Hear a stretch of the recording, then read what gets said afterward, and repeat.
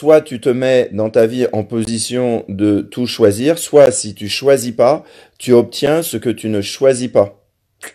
Et il n'y a pas le choix et il n'y a pas de frontière. C'est soit tu choisis vraiment ta vie, donc ça passe invariablement par le rebranchement au feu sacré, soit bah, à ce moment-là, tu fais l'expérience de ce que tu ne choisis pas. C'est comme ça.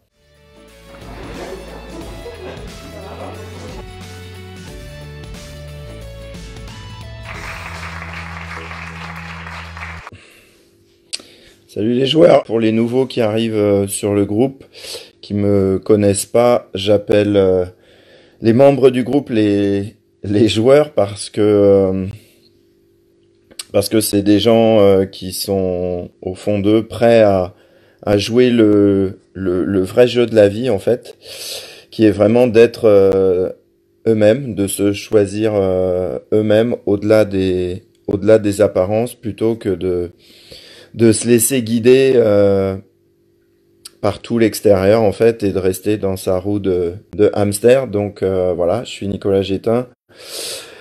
Ce matin, je fais une vidéo sur derrière les apparences, le joyau. C'est une expérience que je vais partager avec vous. Déjà, première chose, je veux mettre un petit point sur le groupe. Je suis toujours bluffé de comment ça se fait qu'il n'y ait pas eu encore des effusions de conflits, etc., etc. Donc j'ai créé le groupe et franchement, si jamais j'aurais deviné que ça serait aussi beau avec autant d'échanges, jamais avec autant d'échanges de qualité en fait. J'avais jamais imaginé ça au départ et donc ce que je veux dire c'est je découvre comment fonctionne ce groupe au fur et à mesure et je me rends compte que si on arrive à avoir l'abandon d'être soi, le lâcher prise, toutes ces vidéos, commentaires que vous partagez, tous ces échanges du cœur et bienveillants, c'est en fait quelque part que on communique sans interpréter sur les faits. C'est-à-dire que quand il y a quelqu'un qui s'exprime, il n'y a pas quelqu'un dans le groupe qui va dire ah mais ça c'est tu réagis à partir de ton ego blessé, ah mais ça c'est parce que t'es en colère, ah mais ça c'est parce que t'es inconscient, ah mais ça c'est parce que t'as de la rage de ton enfance, tout ça. Et en fait je me dis cette observation fine et cette façon de communiquer en restant dans les faits mais vraiment dans la vérité, c'est vraiment extrêmement précieux, très très précieux. Et donc je m'emploie à ce que ça continue comme ça parce que c'est vraiment le socle sur lequel le groupe peut fonctionner et permettre d'aborder ce sujet ultra sensible du feu sacré, hein, ce kiff en barre d'être soi. Et du coup, des fois aussi de mélanger ça avec des sujets business et le lien entre, bah voilà, si je suis au clair avec les différentes forces qu'il y a à l'intérieur de moi et que j'arrive à devenir souverain par rapport à ça, et ben forcément que ça a un impact direct sur ton business, sur le mien, etc., etc.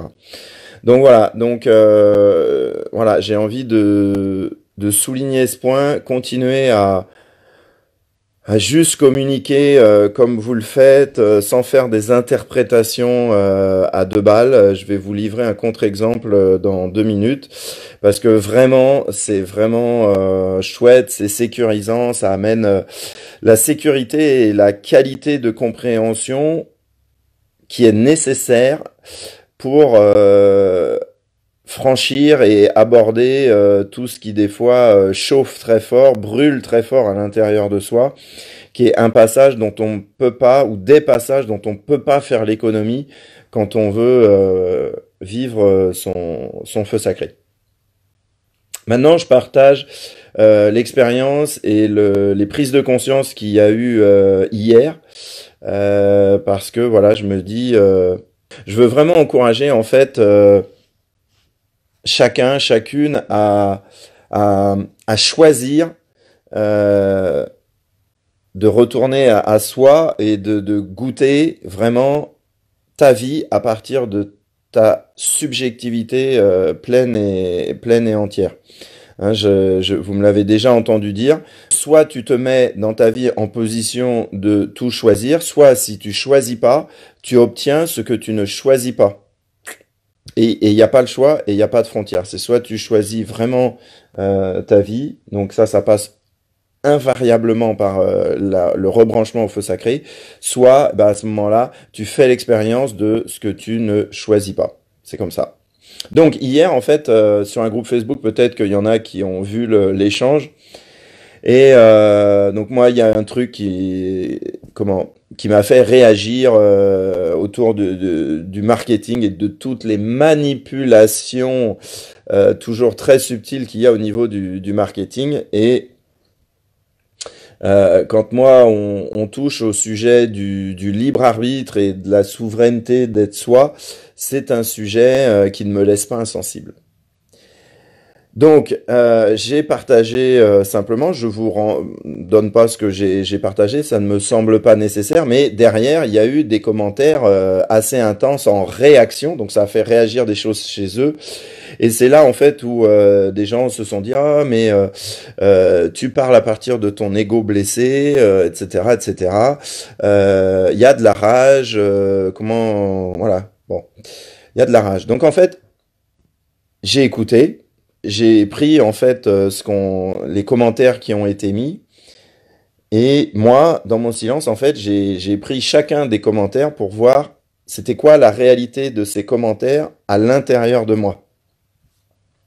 Et donc j'ai regardé colère, j'ai sondé ça à l'intérieur, je me suis dit ah, est-ce qu'il y a des trucs que j'aurais pas vu qui claquent un bouton sur lequel on a appuyé et que je m'en serais pas rendu compte. Et je sonde à l'intérieur de moi. Non, non, pas de colère. Et après, autre mot, autre chose dans les différents trucs, rage. Ok. Bon, alors je sonde, vraiment, je vais voir dans mes mécanismes. Je me dis, est-ce qu'il n'y a pas quelque chose en termes de un truc blessé chez moi qui aurait été au niveau de qui voilà, qui serait passé dans le refoulement, dans l'inconscient, dont je n'aurais pas conscience et qui prendrait une forme de rage. Donc j'ai été vraiment extrêmement silencieux, hein, vraiment en observation fine, en amour avec moi. Je regarde, je regarde. Et je vois pas je revois les commentaires, je revois le mouvement qui m'a fait qui m'a fait écrire mon commentaire. Je me dis, mais non, non, il y a rien de conditionné et tout. C'est pas quelque chose ça ne réagit pas à une blessure. Je me sens pas triste, je me sens pas coupable, je me sens pas dans de la peur. Vraiment, bon. Alors, je continue d'observer. Et là, en fait, la découverte, pas la découverte, la reconnexion, en fait.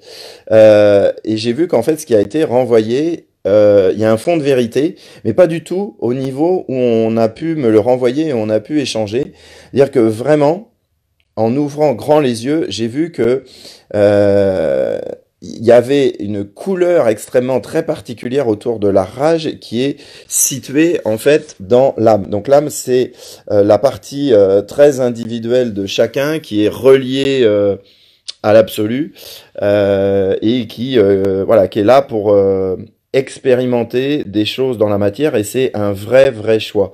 Et donc en fait, c'était vrai ce qu'on m'a renvoyé, c'est-à-dire qu'il n'y a pas du tout de blessure par rapport à ça, mais en fait j'ai vraiment regardé et j'ai vu la rage par rapport au mensonge, par rapport à ce qui manque d'authenticité, à ce qui manque de lien direct avec le naturel, que ce soit en soi et à l'extérieur. Et donc, voilà, là, j'ai vu qu'en fait, ce truc-là, c'était extrêmement beau. Et j'ai continué d'écouter. J'étais vraiment toujours en silence avec moi-même. Et voilà, et je regardais et je me disais, mais est-ce que c'est vrai? Est-ce que c'est vrai? Est-ce que c'est vraiment moi? Enfin, est-ce qu'il y a partie de moi là-dedans? Et vraiment, c'était, oui, et c'était extrêmement, extrêmement chouette. Et du coup, j'ai vu que cette rage autour de la vérité, c'est vraiment ce qui m'a aidé à discerner, à ne pas rester dans des voies développement spirituel ou des voies ésotériques ou des voies spirituelles ou développement personnel qui me convenaient à un moment et qui ne me convenaient plus. C'est-à-dire que cette rage-là m'a donné la clarté pour faire les bons choix pour moi et arriver à la libération que je goûte à chaque instant aujourd'hui et depuis pas mal de mois. MOIS. Et donc, voilà, donc en fait, j'ai vu vraiment la demande de l'âme d'expérimenter ça de manière très, très, très particulière. Et j'ai vu que dans cette rage de vérité, en fait, il y a vraiment quelque chose qui est vraiment complètement OK d'être détesté par rapport au fait pas euh, de pas bricoler avec la vérité à l'intérieur de soi. Et donc, ça veut dire, voilà, c'est dans ma famille, dans les relations, etc. Il y a quelque chose, voilà, ça veut pas rester en prison et ça veut vraiment goûter cette expérience-là. Donc c'est ça aussi qui m'a des fois quand tu tangues, quand tu brûles, voilà, quand tu quittes cet espace en fait depuis des décennies où euh, on nous a fait penser que l'épanouissement ultime ou que la connexion à soi, le bonheur, la connexion au feu sacré passait par la logique, passait par le rationnel, passait par le construit A plus B égale C.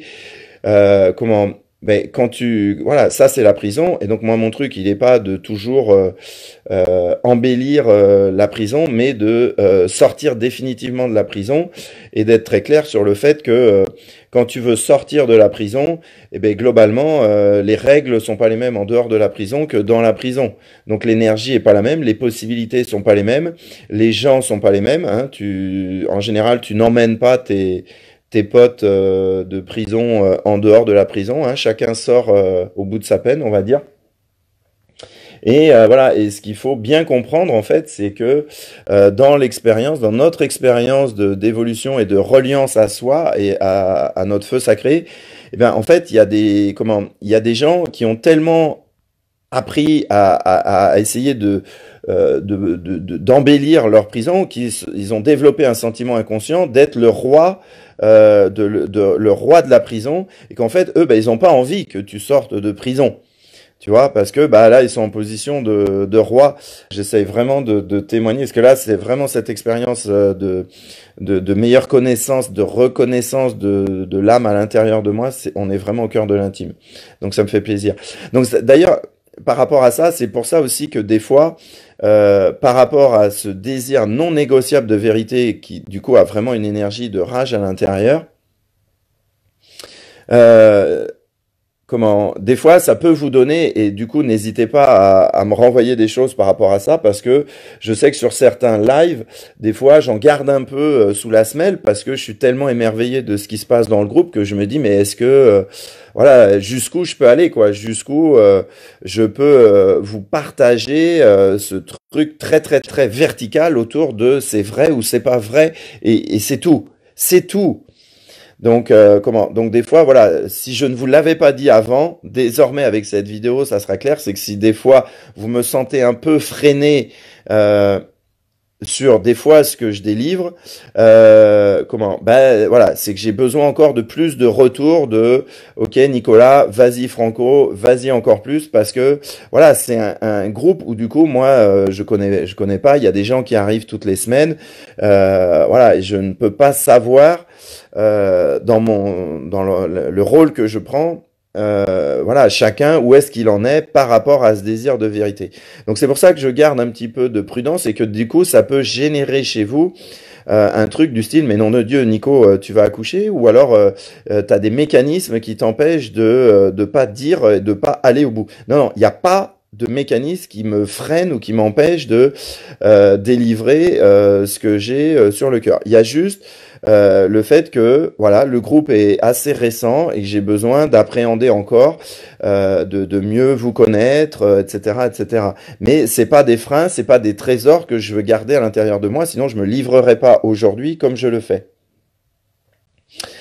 Donc voilà ce que je voulais partager avec vous parce que voilà, du coup, en écoutant ce qui s'est passé de l'extérieur et en regardant la beauté que j'ai trouvée, l'amour est encore un supplément d'expression possible de moi-même dans cette expérience. Ça, c'est ce qui se passe pour tout le monde. C'est-à-dire que si tu muscles ton désir de connecter, de rebrancher ton feu sacré, ta force intérieure, hein, ta capacité à prendre toutes les forces qu'il y a à l'intérieur de toi et à redevenir souverain de ça, voilà, si t'es prêt à muscler ça, bah, tu auras vraiment besoin de t'appuyer sur cette force pour traverser les mécanismes de l'ego qui sont extrêmement résistants, pour traverser, pardon, toujours ces peurs paniques,